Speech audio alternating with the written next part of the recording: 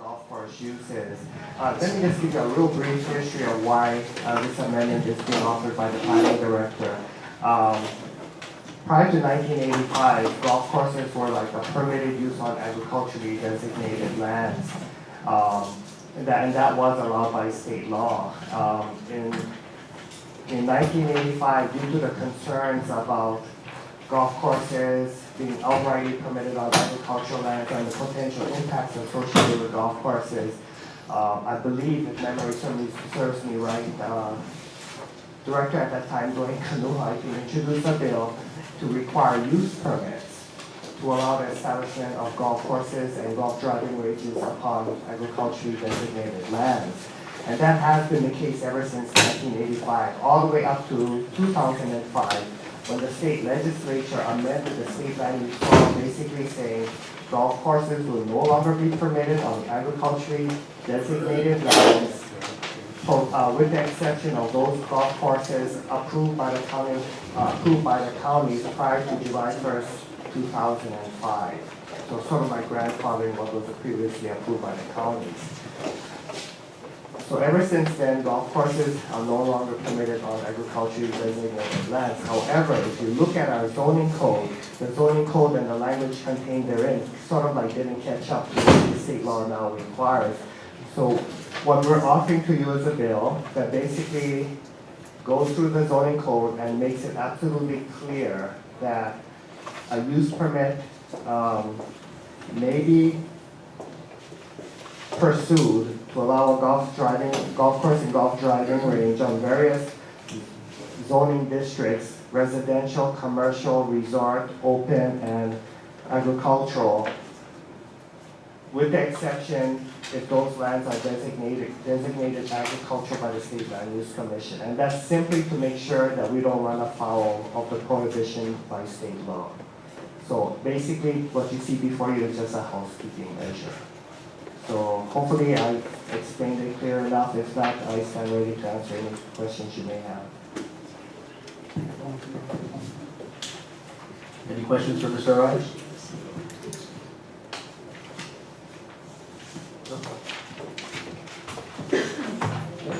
Motion would be in order.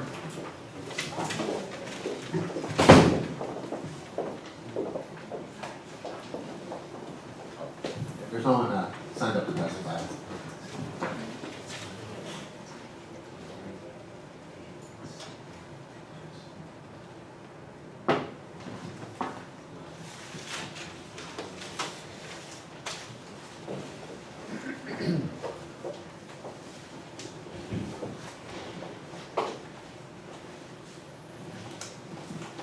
Anybody? Okay. I'll move that we send a favorable recommendation to the Hawaii County Council regarding this bill relating to golf courses and golf driving ranges. Second. Discussion? Go ahead, Mayor. Okay, motion on the floor is a favorable recommendation for proposed amendment to the zoning code regarding golf courses and related golf course usage as recommended by the director. With that, Mr. Call, Commissioner Halkulani. Aye. Commissioner Henkel. Aye. Commissioner Ishibashi. Aye. Commissioner Moses. Aye. Commissioner Ono. Aye. Mr. Chairman. Aye. Mr. Chairman, motion carries with 6 aye votes. Thank you.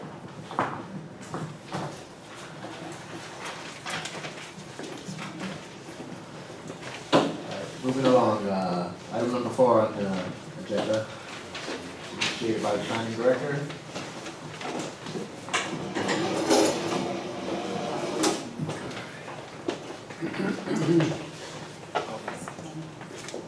This is Mr. Ron Whitmore.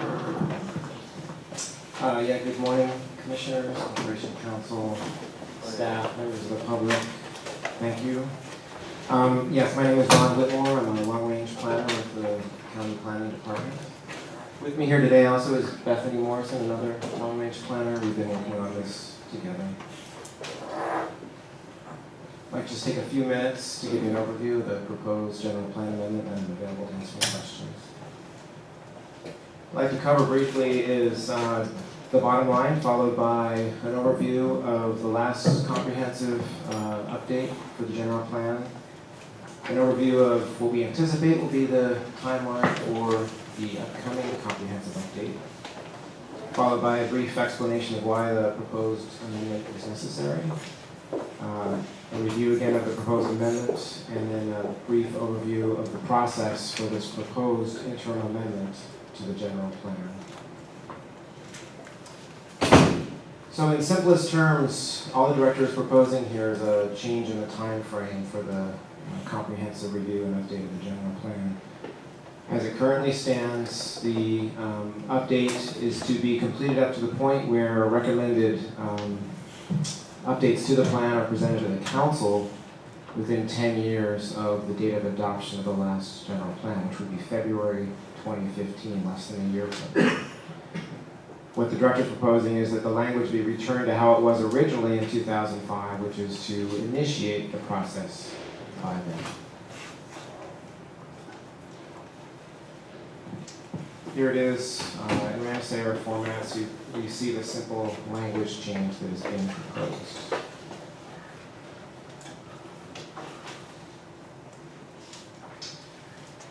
Just to understand how long the process took last time this was done, here's a brief overview of that process. It started in 1998, and after some initial studies and analysis, including economic development, land use, infrastructure, and many other issues that are addressed in the general plan, proposed amendments were drafted. Those went before the Planning Commission.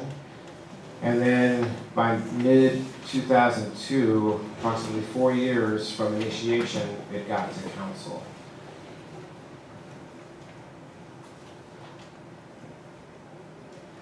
So what we did also is take a look at, as currently articulated in the charter, the general plan, chapter 16, and the planning department and planning commission rules. We're summarizing here the process that we will have to follow for this next comprehensive update. And again, we anticipate it to take about 3.5 years or so from initiation to get to the point where we can present it to council.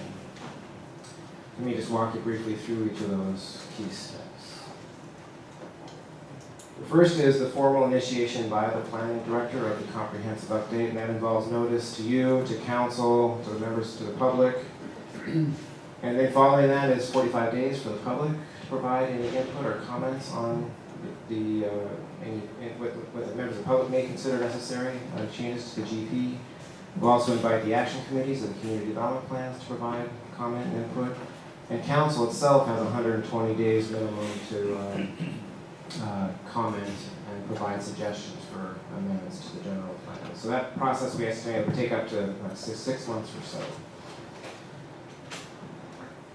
The next step would then be for planning department staff and consultants to review the input received during that initial 6-month phase, and then conduct appropriate analysis. And based on past precedent, this often involves studies related to community development plans that have been adopted since the last GP update, related plans and strategies from other agencies, county, state, federal, that may relate to general plan topics, population analysis, land use analysis, natural cultural resource management analysis, infrastructure, a whole range of topics. As you know, there's many, it's very comprehensive general plan. So during this phase, the planning department and consultants will look at all relevant issues that need attention and need consideration during the comprehensive review.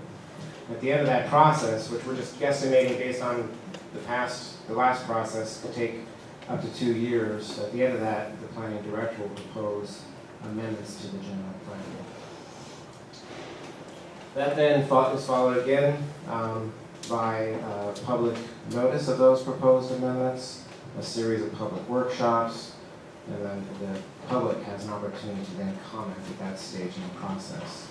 And that step then is followed by formal review by the planning commissions and associated hearings.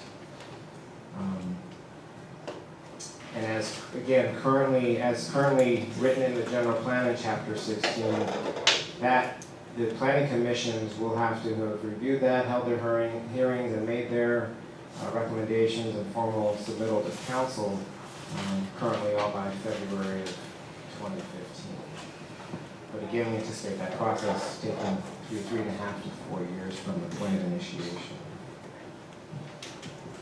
The final step in the process then is council review and action, and that could take any amount of time. Last time it took several years, actually.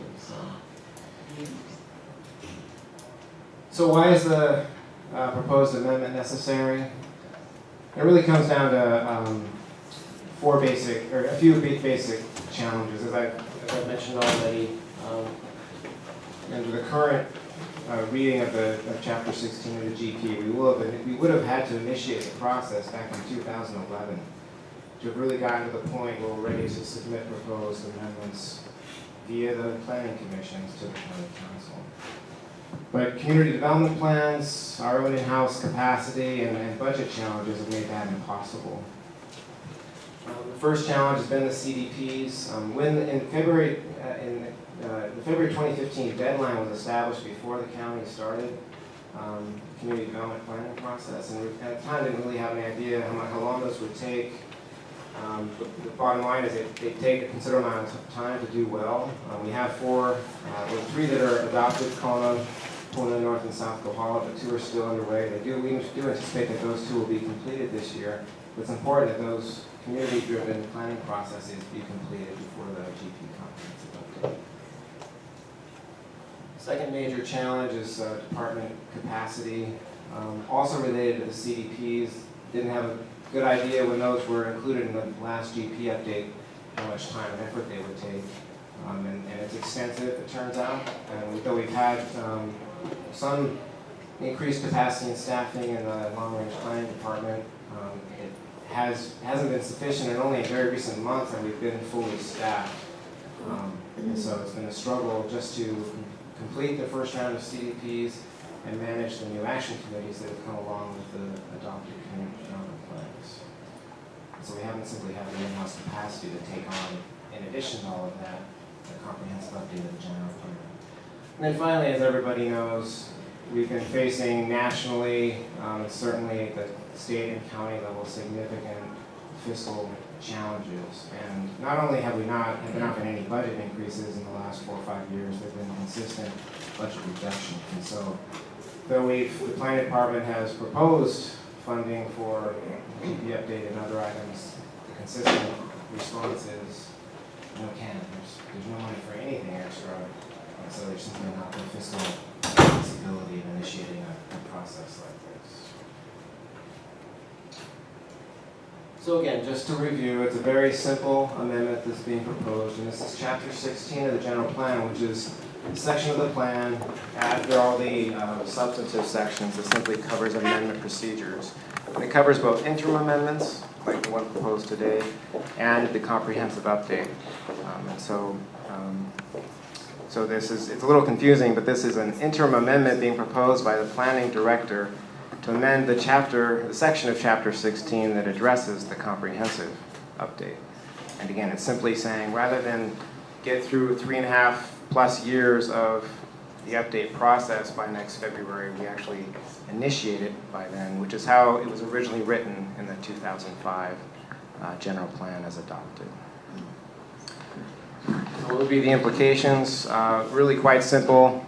The planning department and the planning director would have to initiate the comprehensive update by February 2015, which is the 10-year anniversary of when the last GP comprehensive update was adopted. Question, please. Did you want me to briefly outline the steps that this? No, I'd like to know, I understand I thought I understood this before this, but I understand the time frame for initiation. What I don't understand is underneath this proposed amendment, what would be the time frame for submittal? There would not be a deadline established for submittal of the proposed amendments to the GP. It would establish a deadline for initiation. So it's open-ended as far as submittal? That's always been the case with the general plan. You know, maybe I misunderstood how the two work together, but didn't the amendment to ordinance number 770 establish a deadline for submittal? You're referring, yeah, so in '05, the GP amendment, the comprehensive update was adopted. Its original language was similar to what the planning director is now proposing a return to. In '07, the director at the time initiated an amendment that would establish a deadline for submittal to council. And that would be February of next year. And so this is returning it to how it was in 2005 and had been previous. So I'm a little uncomfortable with leaving the submittal deadline open-ended.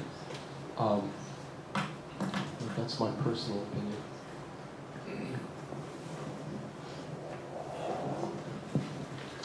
Would you like me to cover briefly the steps in this proposed interim amendment needs to follow from here?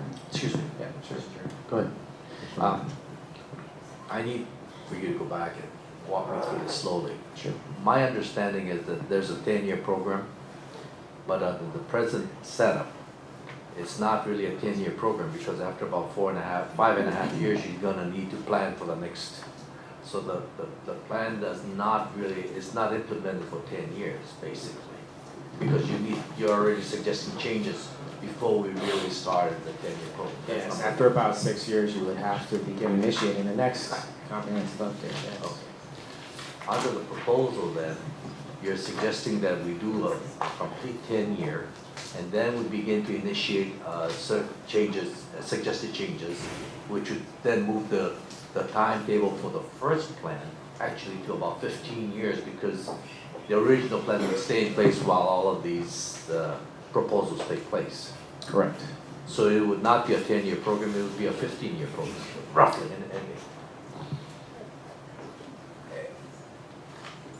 I think you're correct in your assessment. However, by initiating the process after 10 years, what you're basically saying is we've got 10 years of experience with the current general plan under our belt. And at that point, we're going to start a very thorough review of that plan and how well the policies, goals, and action items in that have been implemented. So with that experience, we can do that process. But yes, it will be roughly 15 years then before a proposed changes to that reach council. So your request really would be affecting a constitutional change for our 15-year program?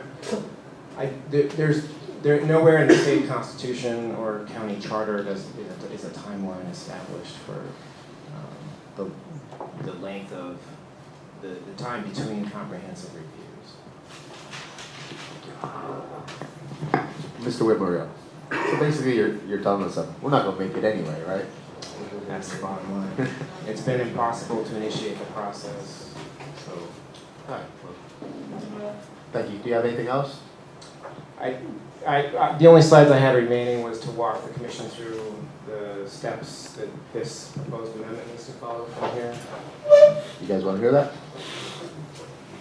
Why not? Really quickly, so the planning director initiated this amendment on December 23rd of last year. That kicked off a 45-day public comment period. During that period, we held 2 workshops, one in Hilo, one in Kona. During that time, during that 45-day period, nobody attended either workshop and no public comment was received. So then on February 20th, I believe, the director submitted the proposed amendment to the planning commissions, both Windward and Windward. You have 120 days to submit recommendation to council, and so we're at the first of the hearings associated with that process. And then your recommendations will go to council, and they'll make the final call on the proposed amendment.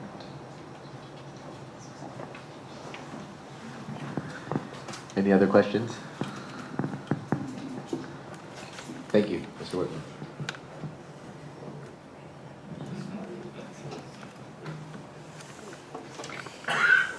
Guess we'll be looking for a motion.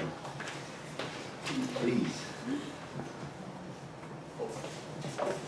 And I should state for the record, there is no one signed up to testify.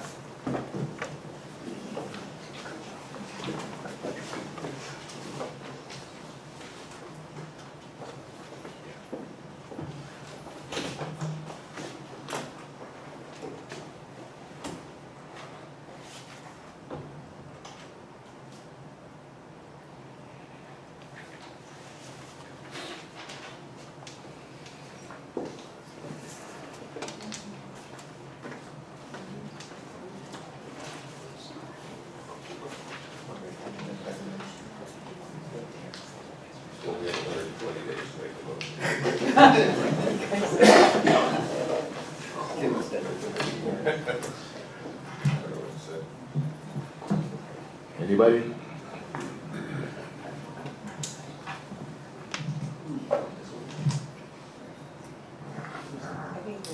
I move to send a favorable recommendation to the county council for the proposed amendment of chapter 16 of the County of Hawaii General Plan as provided.